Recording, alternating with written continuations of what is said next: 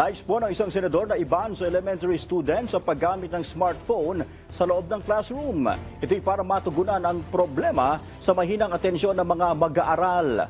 Pero ayon sa Alliance of Concerned Teachers, mas dapat solusyonan ay ang hindi angkop na classroom facilities ngayong tag-init at kakulangan ng gadgets para sa online classes. May balitang A to Z si Ian Maghanoy. Masipag pero hati ang atensyon ng grade 6 student na si Wayne dahil sa social media. Kaya't mahina siya sa reading comprehension at math. Facebook na lang po, tsaka Messenger, tsaka Mobile Legends po. Opo, minsan. Pero di ko naman po laging kinakalimutan na may papagawa po sa amin. Kaya si Senate Education Committee Chairman Win Gatchalian may planong panukala. I-ban ang cellphones sa loob ng classroom sa mga bata.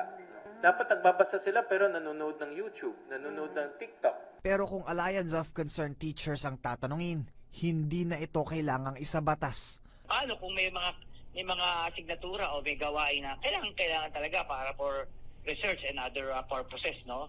Ang tingin namin, mas tingnan na lamang ito for teachers' discretion, no? Ayon sa ACT, ang mas dapat tugunan ngayon ang hindi angkop na pasilidad sa mga classroom ngayong tag-init. Mahusay at makaya-aya na ng mga pang-aralan, lalo na sa ganitong klima, no? Talaga namang ipinakita, 10 araw na yata sa loob ng Abril, wala makapasok, no? Yung kasi yung hindi natutugunan ng gobyerno. Sa ngayon ay ipinatutupad ang blended learning modality at iniiwas ang mga estudyante sa nakakapasong init sa labas ng bahay. Pero ang problema, hindi lahat ay may internet access at gadgets sa bahay para sa online classes. Kaya si Senator Robin Padilla gustong maaprubahan na sa Senado ang 1 tablet per student bill na inihain ni Senator Bong Revilla. Sa panukala, bibigyan ng isang tablet computer ang bawat public school student mula elementary hanggang tertiary level. Kasi ang kalaban mo, yan, laptop, tablet, yan ang mga kalaban mo cellphone.